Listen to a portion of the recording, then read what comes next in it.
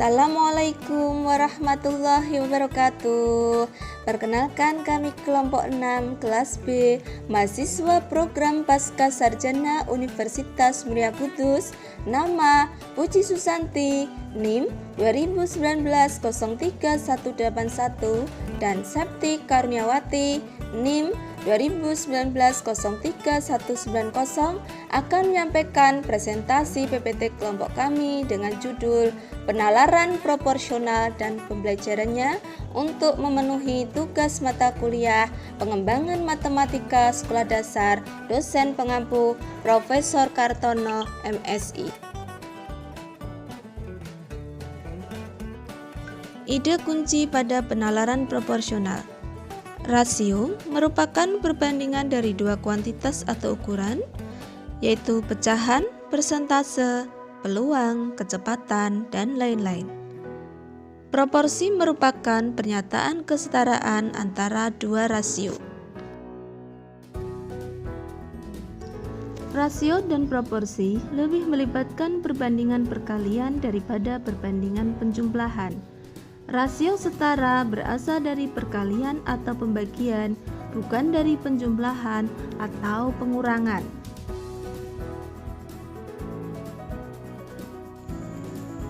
Rasio, proporsi, dan penalaran proporsional.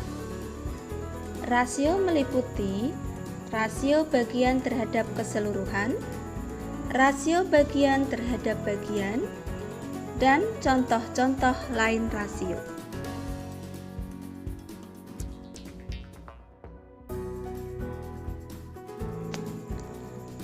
Proporsi.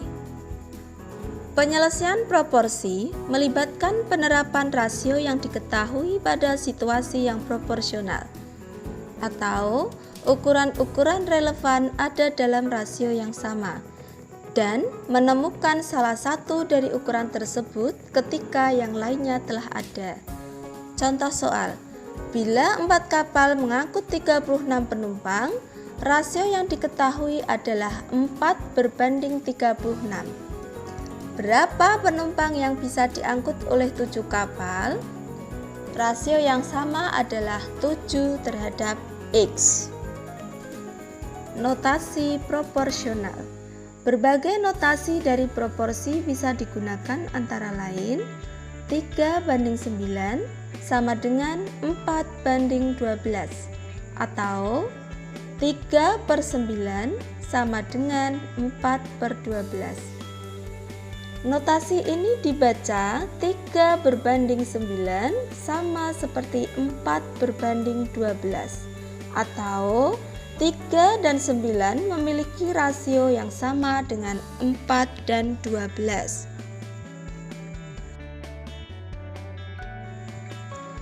Penalaran proporsional merupakan aktivitas mental dalam mengkoordinasikan dua kuantitas yang berkaitan dengan relasi perubahan atau perbandingan senilai suatu kuantitas terhadap kualitas yang lain.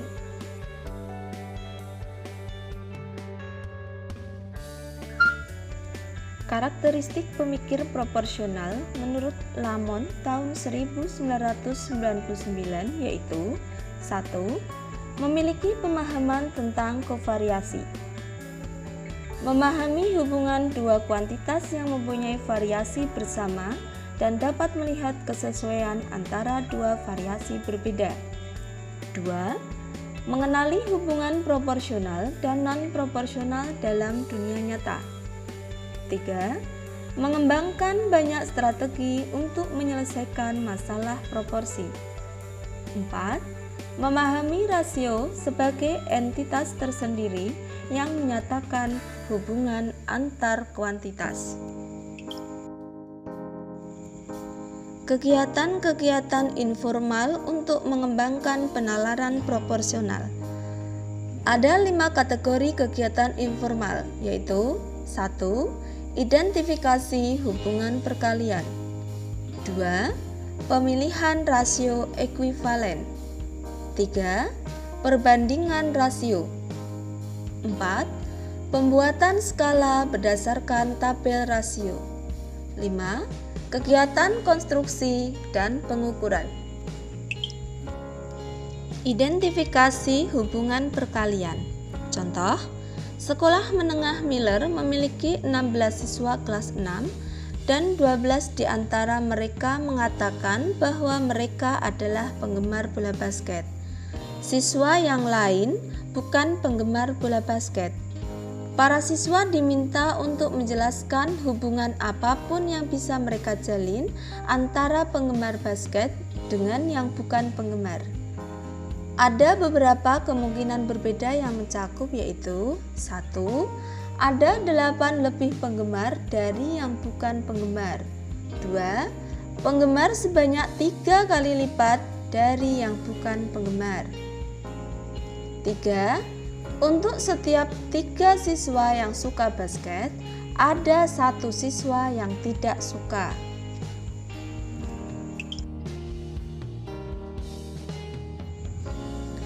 Pemilihan rasio ekuivalen. Dalam kegiatan pemilihan, sebuah rasio diberikan dan siswa memilih rasio ekuivalen dari rasio lain yang diberikan. Kegiatan selanjutnya, siswa akan diminta membangun rasio ekuivalen tanpa diberikan pilihan. Kita perlu memasukkan pasangan rasio yang tidak proporsional tapi memiliki perbedaan yang sama. Sebagai contoh, 5/8 dan 9/12 yang bukan rasio ekuivalen, tapi memiliki selisih yang sama, yaitu 8 dikurang 5 sama dengan 12 dikurang 9. Siswa yang fokus pada hubungan penjumlahan tidak melihat adanya hubungan perkalian dari pembagian. Membandingkan rasio.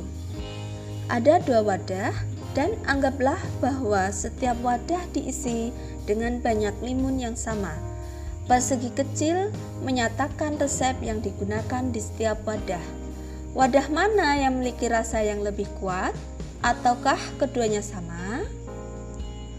Tugas dalam limun menantang para siswa. Hal yang menarik dari kegiatan tersebut adalah berapa banyak cara yang dapat digunakan dalam membuat perbandingan.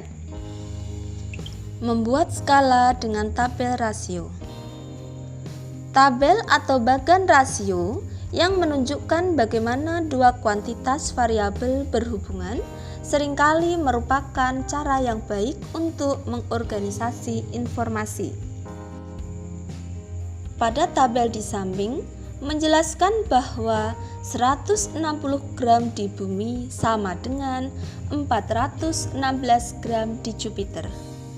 Jika sesuatu mempunyai berat 120 gram di bumi, maka berapa gram beratnya di Jupiter? Berdasarkan gambar tersebut, siswa dapat menunjukkan 3 cara berbeda untuk menyelesaikan soal berat badan di Jupiter menggunakan tabel rasio. Kegiatan-kegiatan pembentukan dan pengukuran. Dalam kegiatan ini, siswa mengukur atau membuat model-model fisik atau visual dari rasio-rasio ekuivalen untuk memberikan contoh-contoh nyata dari proporsi dan juga melihat pada hubungan-hubungan numerik. Pada gambar di samping, sebuah lembar kerja dapat digunakan untuk mencatat data, membuat tabel tentang rasio, dan membuat grafik batang dan lingkaran. Menyelesaikan proporsi. Salah satu manfaat praktis dari penalaran proporsional adalah menggunakan proporsi yang diamati guna menemukan nilai yang belum diketahui. Contoh keseharian di mana proporsi dibutuhkan antara lain yaitu 1. Perbandingan dalam penetapan harga. 2. Penggunaan skala pada peta. 3. Penyelesaian persoalan tentang persentase. Rasio dalam dan antara. Contoh rasio dalam yaitu Pada bangun persegi panjang yang sebangun, rasio dari panjang dan lebar bangun persegi panjang merupakan rasio dalam, yakni berada dalam konteks dari persegi panjang tersebut. Contoh rasio antara. Pada bangun persegi panjang yang sebangun, rasio dari panjang sebuah persegi panjang dengan panjang dari persegi panjang lainnya merupakan rasio antara, yakni rasio tersebut berada di antara kedua persegi panjang. Gambar di samping menjelaskan ilustrasi sederhana yang merupakan sebuah cara umum untuk menarik dalam meninjau dua rasio dan menentukan apakah sebuah rasio tergolong rasio dalam ataukah rasio antara. Sebuah pendekatan informal. Contoh tugas untuk menggambarkan beberapa pendekatan intuitif untuk menyelesaikan proporsi yaitu 1. Tami membeli 3 widget seharga 2,40 US dollar. Dengan harga yang sama, berapakah harga 10 widget? Cara paling mudah adalah menentukan harga dari 1 widget, kemudian mengalihkan nilai dari tiap widget dengan bilangan 10. Pendekatan ini disebut sebagai metode laju satuan, dan laju satuan merupakan rasio dalam.